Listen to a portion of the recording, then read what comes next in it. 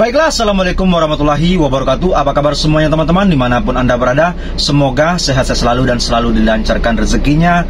Amin, amin ya rabbal alamin. Oke, sebelum kita ke pembahasan, saya mau melihat dulu pendapat teman-teman semuanya. Oke, jikalau teman-teman setuju, oke, program pinjol ini dihapuskan, oke, atau dibubarkan dari Indonesia, saya mau melihat. Oke, silakan teman-teman like video ini sebanyak-banyaknya dan juga subscribe. Kalau seandainya teman-teman tidak setuju pinjol ini dibubarkan, tidak usah subscribe dan like video ini. Oke, saya mau melihat seberapa banyak teman-teman yang mendukung program pinjol ini dihapuskan atau diselesaikan dari Indonesia ini. Oke, silakan, saya mau melihat pendapat teman-teman semuanya. Oke, baiklah, kita kembali ke pembahasan. Oke teman-teman semuanya, kemarin ada kabar gembira bahwasanya OJK sudah dipanggil sama DPR RI Komisi 11. Oke, mereka memanggil OJK mau meminta keterangan kenapa ada orang-orang sampai mengakhiri hidup, sampai orang tidak bisa tenang hidupnya gara-gara pinjaman online. Oke, mereka mencecarkan pertanyaan, apa masalah pinjaman online ini sampai seperti ini, sampai sebesar ini permasalahannya, sampai orang bisa mengakhiri hidup. Seperti berita kemarin di Tangerang Selatan dan juga ada di Kediri. Oke, orang sampai mengakhiri hidup gara-gara pinjaman online. Ini sudah miris sekali, sudah tidak masuk akal lagi. Kita pikirkan saja, oke, orang-orang itu sampai mengakhiri hidup itu kenapa? Salah satunya adalah karena DC pinjol atau orang-orang yang menagih, mengintimidasi, meneror para nasabah setiap hari. Itu yang paling membuat orang stres, itu yang paling membuat orang psikologis, orang terganggu. Oke, nah apa kata OJK? Mereka berdalih menjawab bahwasanya pinjol-pinjol itu sebenarnya sudah di luar batas, sudah melanggar SOP OJK. Oke, kenapa? Karena mereka mengatakan, OJK mengatakan kepada DPR RI bahwasanya semua peraturan, semua SOP yang sudah diberikan harusnya dijalankan sama pinjaman online, bahwa penagihan tidak boleh mengintimidasi, penagihan hanya boleh berkata jangan sampai kasar-kasar. Habis itu pokoknya peraturan-peraturan itu sudah dijelaskan sama OJK untuk pinjaman-pinjaman online. Tetapi nyatanya di bawah, para pinjaman online itu banyak yang nakal, oke, banyak yang tidak menuruti SOP OJK. Oke, kita ambil contoh saja, yang menagihnya itu orang-orang tidak memberikan keterangan bahwa pinjaman online ini dari mana. Oke, misalkan ambil contoh pinjaman online A atas nama A, dia menagih kepada nasabah tidak menyebutkan nama pinjolnya. Oke, karena mereka takut akan diadukan kepada pihak OJK. Tetapi yang kita ambil fokusnya di sini tidak hanya itu saja.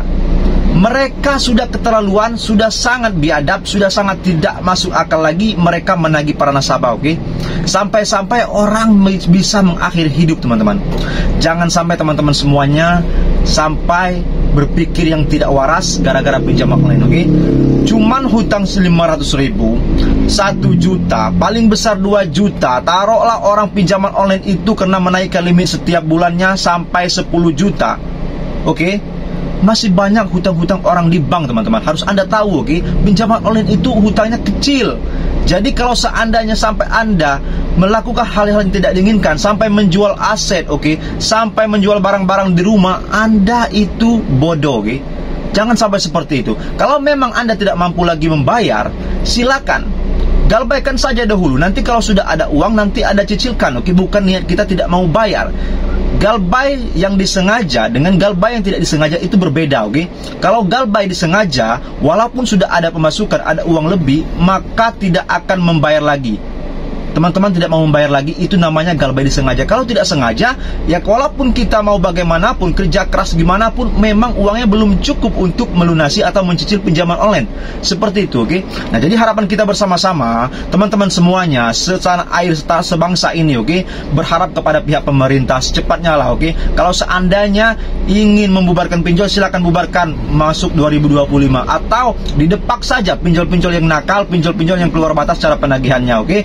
Misalkan sekarang 97 pinjol resmi OJK yang terdaftar diawasi OJK. Kalau ada yang nakal, silakan depak sampai 10, 20 pinjol, 30 pinjol, oke. Silakan depakkan saja, oke. Biar mereka ada efek jerahnya kalau seandainya ada salah satu pinjol besar-besar itu yang didepak, oke, dari izinnya dari OJK.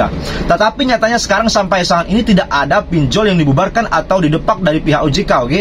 Berarti OJK masih sangat sayang sama pinjaman online ini, oke. Jangan-jangan mereka juga bermain. Kita tidak tahu, ini asumsi negatif daripada pihak nasabah seperti kita, oke?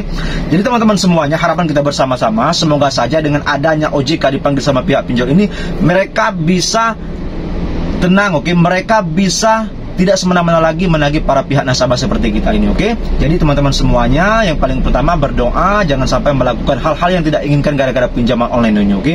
Jadi sampai sini saja, saya tidak usah berlama-lama, saya hanya memberikan semangat, pandangan kepada teman-teman semuanya supaya tidak melakukan hal-hal seperti berita-berita kemarin, oke?